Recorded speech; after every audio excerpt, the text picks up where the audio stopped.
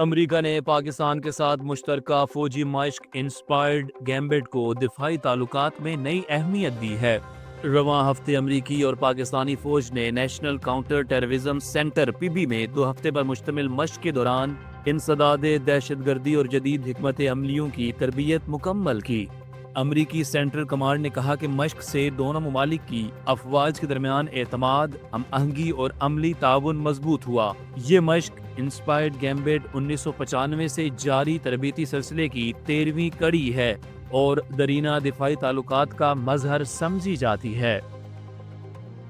افواج پاکستان جدید جنگی تقاضوں کے مطابق ملٹائی ڈومین آپریشنز کی تیاری میں مصروف ہیں، جہاں فضائی، زمینی، سائبر اور انفارمیشن آپریشنز کو مشترکہ حکمت عملی کے تحت استعمال کیا جاتا ہے۔ جدید ڈرونز، ہتھیار اور تباہ کن بمباری دشمن کی نقل و حرکت اور فیصلہ سازی کو مفلوج کرتی ہیں۔ پاکستان کے بنائے گئے ہتھیار اور دوست ممالک کے جدید نظام بھی مشق میں شامل ہیں۔ یہ مشقیں افواج کی پیشہ ورانہ مہارت، مختلف سروسز کے باہمی اشتراک اور جدید ٹیکنالوجی کی صلاحیتوں کا مظہر ہیں۔ حکومت نے 100 سے 5,000 روپے تک کے نئے کرنسی نوٹ چھاپنے کا فیصلہ کر لیا ہے تاکہ پاکستانی کرنسی کو عالمی سیکیورٹی معیار کے مطابق بنایا جا سکے۔ نئے نوٹوں میں جدید سیکیورٹی فیچرز شامل ہوں گے، جن سے جعلی نوٹوں کی روک تھام ممکن ہو سکے گی اور بلیک منی بینکنگ نظام میں آئے گی۔ کرنسی نوٹوں کے ڈیزائن میں پاکستان کی تاریخ، جغرافیائی اور خواتین کی ترقی کو اجاگر کیا جائے گا۔ تاہم نوٹوں کی چھپائی اور پرانوں کی واپسی مہنگا اور طویل عمل ہے اور اس دوران بینکوں پر بوجھ اور عوام میں وقتی بے یقینی پیدا ہو سکتی ہے۔ تاریخی تجربات کے مطابق برطانیہ اور یورپی یونین نے اپنے نوٹوں میں جدید سیکیورٹی فیچرز اور پلاسٹک نما مواد شامل کر کے جعلی کرنسی اور منی لانڈرنگ میں کمی حاصل کی، اور پاکستان کا یہ اقدام بھی اسی عالمی رجحان کا حصہ ہے۔ حکومت اگر اس عمل کو شفاف اور بہتر حکمت عملی سے مکمل کرے تو یہ معاشی استحکام کی طرف ایک اہم قدم ثابت ہو سکتا ہے۔ اب دیکھنا یہ ہے کہ 2026 کے اختتام تک جب یہ نوٹ مارکیٹ میں آئیں گے تو عوام کے اعتماد پر کس حد تک پورا اترتے ہیں۔ سرگودا میں شدید دھند کے باعث کوٹ مومن کے علاقے گلاپور بنگلہ کے قریب ایک منی ٹرک خشک نہر میں جا گرا۔ حادثے میں 14 افراد جان کی بازی ہار گئے جبکہ متعدد زخمی ہو گئے ہیں۔ ریسکیو حکام کے مطابق حد نکاح انتہائی کم ہونے کے باعث پیش آنے والے اس حادثے میں 7 افراد موقع پر جاں بحق ہوئے، جبکہ دیگر زخمیوں کو اسپتال منتقل کیا گیا، جہاں مزید 7 افراد دوران علاج دم توڑ گئے۔ حادثے کے وقت ٹرک میں 23 افراد سوار تھے جو جنازے میں شرکت کے لیے جا رہے تھے۔ جاں بحق افراد کی لاشیں اور زخمیوں کو THQ ہسپتال منتقل کر دیا گیا۔ وفاقی وزیر داخلہ محسن نقوی سے امریکی سفیر نیٹلی بیکر کی قیادت میں اعلیٰ سطحی وفد نے ملاقات کی، جس میں پاک امریکہ تعلقات، سیکیورٹی تعاون اور بارڈر مینجمنٹ پر تفصیلی تبادلہ خیال کیا گیا۔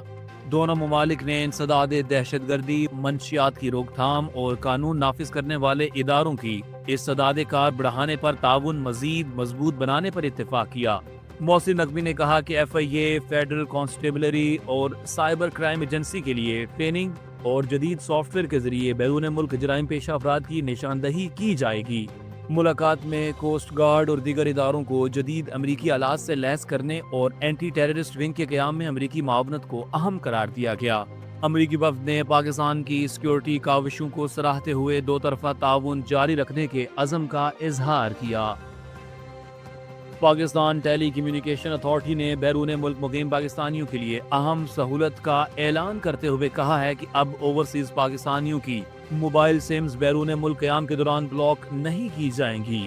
PTA کے مطابق اس اقدام کا مقصد تارکین وطن کو پاکستان میں اپنی موبائل سمز کی ملکیت برقرار رکھنے اور رابطہ سہل بنانا ہے۔ اوورسیز پاکستانی اس سہولت سے فائدہ اٹھانے کے لیے اپنی متعلقہ موبائل کمپنی سے رجوع کر سکتے ہیں۔ PTA کا کہنا ہے کہ یہ فیصلہ سمندر پار پاکستانیوں کو بااختیار بنانے اور ڈیجیٹل رابطوں کو مضبوط بنانے کی کوششوں کا حصہ ہے۔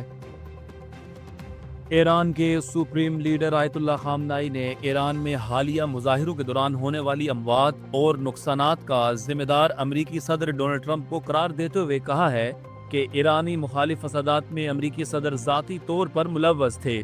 آیت اللہ خامنائی کے مطابق ایرانی عوام پر لگائے گئے الزامات اور حالات کو بگاڑنے میں امریکہ کا کردار واضح ہے۔